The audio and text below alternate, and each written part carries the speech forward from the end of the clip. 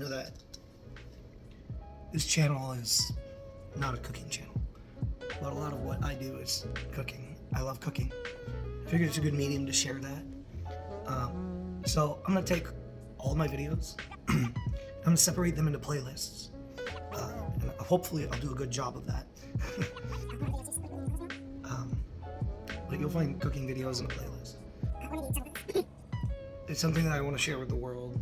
I think that my recipes are oftentimes unique, oftentimes very similar to something you may have had, but at a high quality that you can do from home.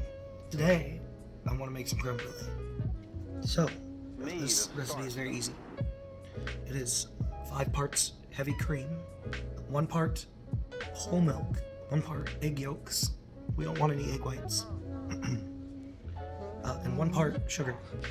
My recommendation is to use a raw sugar. So I have a special way of measuring this out. Makes it a little bit easier for me. And what I did was I give you parts. So I use 1 part milk, 5 parts cream, 1 part sugar, 1 part egg yolks. Obviously, you're gonna add some vanilla to that. Use vanilla extract. That's gonna be the lowest quality flavor that you're gonna get in here. And a high grade vanilla extract, not gonna be that great. You use vanilla pods, like the actual beans, the fruiting vessel of the vanilla orchid. It's a little messy and time consuming, very expensive. Or, and my recommendation is use what I call vanilla paste. I'll probably post a recipe for vanilla paste.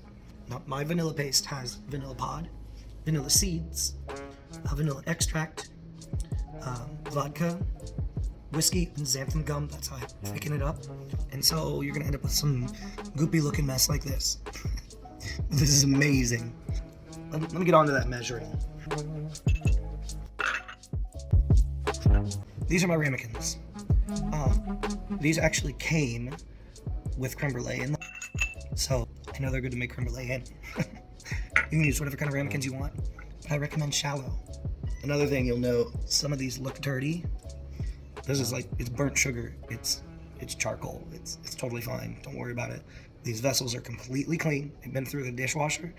They ask you how you are, you just have to say that you're fine when you're not really fine, but you just can't. So here's how I do my measuring. I said 5 parts cream, right? 1, 2, 3, 4, 5. Said 1 part egg yolks, 1 part milk, 1 part sugar. That's an easy way to measure. Start with your largest part. In this case, cream. And give the cream a shake. We don't want to introduce too many air bubbles into the mixture we're making right now, but at the same time, we do want the cream shaken. There's a lot of butter fat in here, milk fat in here. I don't want any fat that's floated to the top or anything like that to just glop out. I have a scale and I have a vessel. I have it on grams. Okay. And you do parts. Okay. So that's how full I want my ramekin when it's cooked. You'll see the rim. There's plenty of room there to put sugar in there. To use my torch to brulee the top. So this is 1 part. Okay. I'm gonna measure that out. I'm gonna look at how much that weighs. 88 grams. We can call it 90. Okay. So if 1 part is 90 grams, multiply that by 5, and you got 450 grams. I'm gonna put 450 grams of heavy cream in here. Ooh, Oh, baby, triple! 450 grams exactly. Okay. I need 1 part milk.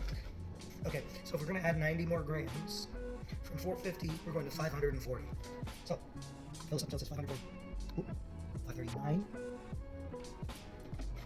540. Sugar. So 630 is what we're shooting for with this.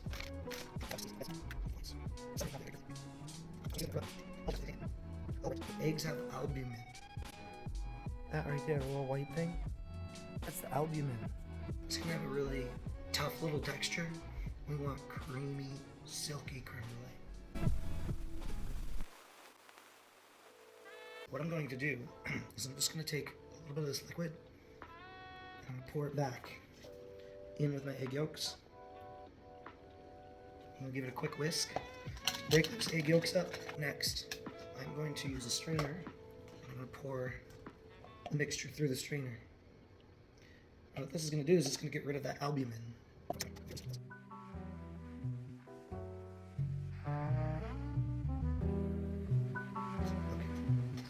All that loveliness. I'm gonna go ahead and put this vanilla bean paste in there. When you mix it in, you're gonna smell the cream, and then you're gonna decide whether or not you wanna add more or less vanilla flavor. 2 tablespoons. And then we're gonna give it a quick whisk. And I really wanna whisk this for a while because you want all the sugar to go into your mixture.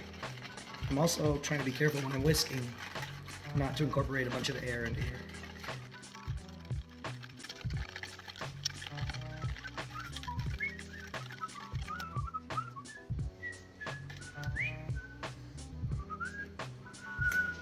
My baby. My baby boy. Oh, yeah. Oh, that's good stuff right there. So well behaved. Being so well behaved.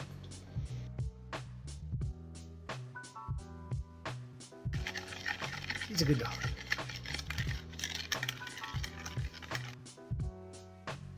Okay, pause. Executive decision.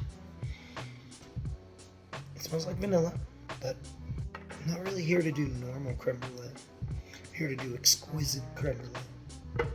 The best creme brulee. I'm gonna go 3 tablespoons all day, right? Oh yeah, that's gonna be really good. The sugar's really well dissolved now, by the way. Just getting that last tablespoon of vanilla paste in here. Now, there's a few chefs in Paris that I know of right now that stopped making creme brulee in water baths. That's because ovens are very accurate now. They have really good airflow, and they're typically going to put steam in there. You can cook this particular creme brulee in a water bath, and you fill the water up on the outside, right up to the top of where the cream is on the inside. Or, alternatively, you can cook it at a low temperature for a long time.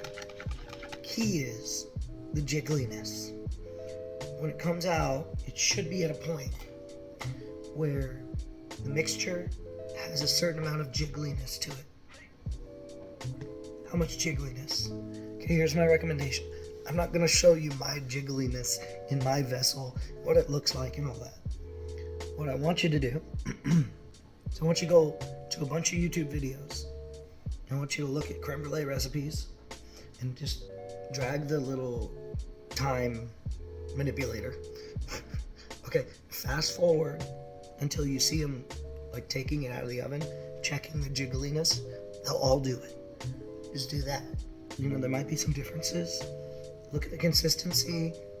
So fast forward to when they're breaking the sugar and they're scooping it out. Look at the consistency of the different custards, the different creme brulees, and then decide that's what I want my creme brulee to look like.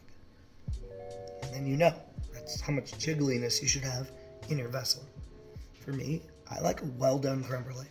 It's not gonna curdle, but it's definitely going to be well cooked. Okay, we have one more step before baking, and that is to strain again. I have a smaller strainer here. So the reason I'm straining again is this has ground up vanilla pod. I don't want any too large of chunks in it. This is not a super fine mesh, so it should be able to let the vanilla seeds go through, and any vanilla pod that's not going to inhibit the creaminess of the creme brulee.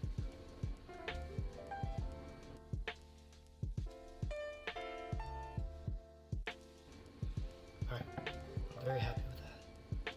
Oh yeah, there's definitely some chunks here, and I'll show you that. That came from my homemade vanilla paste.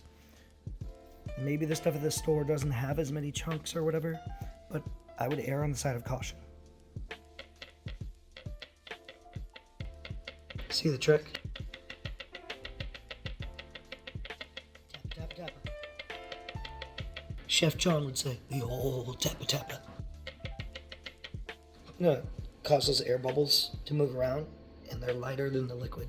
So they're gonna try and float up to the top. Doesn't matter too much at the top if there's a bunch of bubbles, because it's all gonna get kind of smoothed out by that caramelized sugar at the end.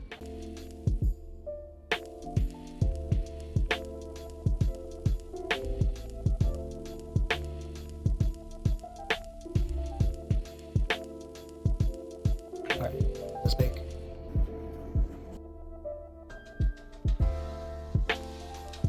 Here's what's cool about this recipe. This recipe is designed to put these directly on the rack and cook them at about 210 degrees. And voila! So the water is right up to the level where the cream is. Nearly boiling water. We'll give them a really good start so they cook evenly. So we have put our creme brulee outside.